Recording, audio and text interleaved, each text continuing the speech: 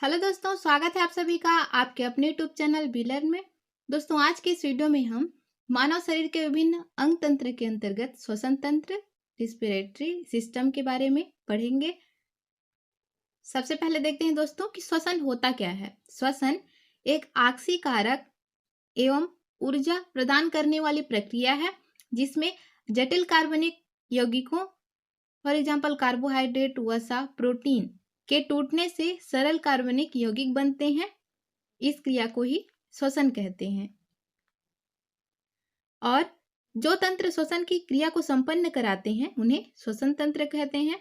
देखिए, यहाँ पर ग्लूकोज का ऑक्सीजन की उपस्थिति में ऑक्सीकरण होगा जिसके फलस्वरूप कार्बन डाइऑक्साइड, जल और ऊर्जा मुक्त होगी जो कि एटीपी में संचित रहेगी। दोस्तों, श्वसन की क्रिया के दौरान हमें ऊर्जा के साथ साथ ऊष्मा भी प्राप्त होती है जिसके कारण हमारे बॉडी का टेम्परेचर बना रहता है। जिस दिन हम श्वसन की क्रिया करना छोड़ देते हैं, मीन्स हमारी मृत्यु हो जाती है, उस दिन हमें ऊर्जा के साथ साथ ऊष्मा भी प्राप्त नहीं होती है जिसके कारण हमारा शरीर ठंडा पड़ जाता है। श्वसन अंग भिन्न भिन्न जंतुओं में भिन्न भिन्न होते हैं। मनुष्य, मेंढक, पक्षी, छिपकली एवं पशु ये सभी फेफड़े, लंग्स के द्वारा सांस लेते हैं, मीन्स इनका श्वसन अंग फेफड़ा होता है। क्लोम, गिल्स, मेंढक का लार्वा, मछली, प्राण इत्यादि गिल्स के द्वारा सांस लेते हैं। कीड़े, जो कीड़े मकोड़े होते हैं, वो ट्रेकिया श्वसन नाल के द्वारा सांस लेते हैं। और सामान्य शरीर सतह, जनरल बॉडी सरफेस से अमीबा, यूग्लिना इत्यादि जीव सांस लेते हैं। आइए देखते हैं दोस्तों, श्वासोच्छ्वास ब्रीथिंग होता क्या है। वातावरण से ऑक्सीजन युक्त वायु का अंदर लेना और कार्बन डाइऑक्साइड युक्त वायु का वातावरण में मुक्त करना ही श्वासोच्छ्वास कहलाता है। मीन्स सांस लेना और सांस छोड़ने की क्रिया को मिलाकर श्वासोच्छ्वास कहलाता है। सांस लेने की क्रिया इंस्पायरेशन और सांस छोड़ने की क्रिया एक्सपायरेशन कहलाता है और दोनों मिलकर श्वासोच्छ्वास कहलाता है। आइए देखते हैं दोस्तों, श्वसन तंत्र ये है मनुष्य का श्वसन तंत्र। जब हम सांस लेते हैं तो ऑक्सीजन युक्त वायु वातावरण से नाक के द्वारा सांस ली जाती है, तब वह फेरिंक्स मीन्स ग्रसनी में आती है। यहाँ पर दोस्तों ध्यान देने योग्य बात है कि जब हम भोजन ग्रहण करते हैं तो वह भी फेरिंक्स में ग्रसनी में आती है और सांस द्वारा ऑक्सीजन युक्त वायु भी ग्रसनी में आती है। दोस्तों, फेरिंक्स और लैरिंक्स मीन्स ग्रसनी और श्वास नली के मध्य एक छिद्र पाया जाता है जिसे ग्लॉटिस कहते हैं। ग्लॉटिस को हिंदी में घाटी द्वार कहते हैं और यह छिद्र एक उपास्थि से ढका रहता है जिसे इपिग्लॉटिस कहते हैं। यह इपिग्लॉटिस जब भोजन फेरिंक्स तक पहुंचती है, ग्रसनी तक पहुंचती है, तब इस कपाट को खोल देती है और आहार नाल में भोजन को पहुंचाती है। और नाक के द्वारा जब हम नासिका के द्वारा सांस लेते हैं तो फेरिंक्स तक पहुंचती है, फिर इपिग्लॉटिस खुल जाता है और स्वर नली में वायु को आने देती है। मीन भोजन को आहार नाल तक पहुंचाने में और वायु को श्वास नली तक पहुंचाने का कार्य करता है इपिग्लॉटिस। दोस्तों, लैरिंग्स के बाद ट्रेकिया श्वास नली आता है।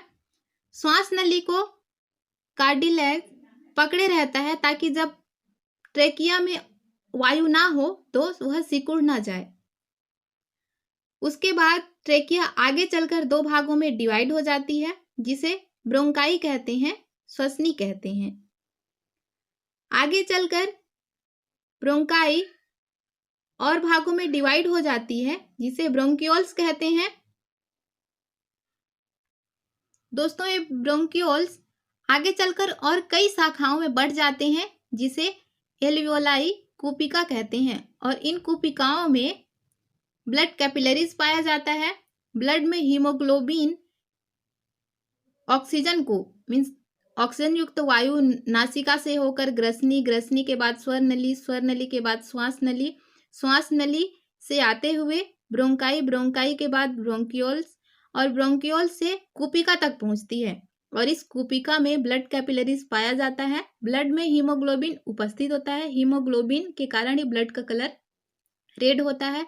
हीमोग्लोबिन ऑक्सीजन को विभिन्न कोशिकाओं तक पहुंचाने का कार्य करता है, हमारे शरीर के सभी कोशिकाओं तक पहुंचाने का कार्य करता है। और कोशिका में माइटोकॉन्ड्रिया में क्रेब्स चक्र होता है। क्रेब्स चक्र के दौरान ग्लूकोज बनता है, ग्लूकोज का ऑक्सीकरण होता है, फलस्वरूप कार्बन डाइऑक्साइड गैस मुक्त होती है और इसी कार्बन डाइऑक्साइड गैस को हीमोग्लोबिन पुनः कूपिकाओं में लाता है।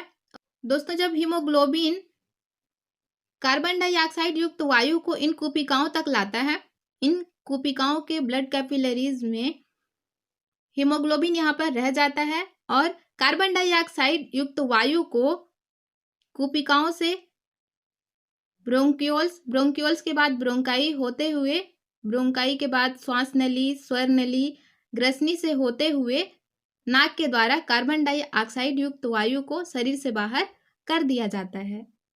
जब हम फिर सांस लेते हैं तो नासिका से होते हुए श्वास नली से पुनः ऑक्सीजन युक्त वायु जो होती है वह कूपिका तक पहुंचती है। यहाँ पर हीमोग्लोबिन ऑक्सीजन युक्त वायु को विभिन्न कोशिकाओं तक पहुंचाने का कार्य करती है। विभिन्न कोशिका से कार्बन डाइऑक्साइड युक्त वायु को कूपिकाओं तक पहुंचाती है। फिर कूपिकाओं से होते हुए, श्वास नली से होते हुए नोज के द्वारा, नासिका के द्वारा कार्बन डाइऑक्साइड युक्त वायु वातावरण में मुक्त कर दी जाती है। इस प्रकार गैसों का आदान प्रदान, ऑक्सीजन का शरीर के अंदर प्रवेश कराना और कार्बन डाइऑक्साइड को शरीर से बाहर निकालने का कार्य हीमोग्लोबिन के द्वारा होता है। तो गैसों के आदान प्रदान में महत्वपूर्ण भूमिका निभाता है हीमोग्लोबिन। इस प्रकार दोस्तों श्वसन की क्रिया 2 बार होती है। एक फेफड़े में ऑक्सीजन युक्त वायु का आना और कार्बन डाइऑक्साइड युक्त फेफड़े का नाक से होते हुए बाहर जाना, और दूसरा कोशिकाओं में क्रेब्स चक्र भी एक प्रकार का श्वसन है। तो फेफड़े में जो श्वसन होता है उसे बाह्य श्वसन कहते हैं और जो कोशिकाओं में श्वसन होता है उसे आंतरिक श्वसन कहते हैं। आंतरिक श्वसन को कोशिकीय श्वसन भी कहते हैं। क्वेश्चन में दिया आता है कि श्वसन कितने टाइप के होते हैं। श्वसन 2 टाइप के होते हैं। फेफड़े में जो होता है वो बाह्य श्वसन और कोशिकाओं में जो होता है वो आंतरिक श्वसन। दोस्तों, श्वसन की क्रिया में डायफ्राम का महत्वपूर्ण योगदान होता है। जब ऑक्सीजन युक्त वायु इन कूपिकाओं तक पहुंचती है तो फेफड़े फूल जाते हैं और ये जो डायफ्राम होता है वह नीचे आ जाता है, और जब कार्बन डाइऑक्साइड युक्त वायु फेफड़े से, नासिका से होते हुए बाहर चली जाती है वातावरण में, तब ये जो डायफ्राम होता है वह पुनः ऊपर जाकर गुंबद के आकार का हो जाता है। यही रीजन होता है कि कई बार एक्सीडेंट होता है तो शारीरिक क्षति दिखाई नहीं देती है, फिर भी रोगी की मृत्यु हो जाती है, क्योंकि यह जो डायफ्राम होता है वो मांसल पार्ट होता है, मांस के द्वारा बना होता है। तो जब एक्सीडेंट होता है तब यह डायफ्राम क्षतिग्रस्त हो जाता है, नष्ट हो जाता है, जिसके कारण श्वसन की क्रिया बाधित होती है और मृत्यु हो जाती है। दोस्तों, एम्फीसेमा नामक बीमारी का संबंध फेफड़ों से होता है, तो यहाँ से क्वेश्चन बन सकता है। एम्फीसेमा बीमारी अधिक सिगरेट पीने से होती है या फिर ऐसे व्यक्ति को होती है जो कार्बन मोनोऑक्साइड के संपर्क में रहता है, जिससे फेफड़ों की कूपिकाएं क्षतिग्रस्त हो जाती है और गैसीय आदान प्रदान की क्रिया प्रभावित होती है। मिलते हैं दोस्तों नेक्स्ट वीडियो में। Thank you so much for watching this video.